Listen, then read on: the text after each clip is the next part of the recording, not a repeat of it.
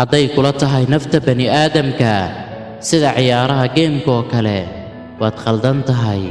nafku aamintay abaal loogama dhigo khiyaano, lamana dhaawaco qalbi kuu furay albaabadiisa kaa sugaya inaad naxariis kula noolaato.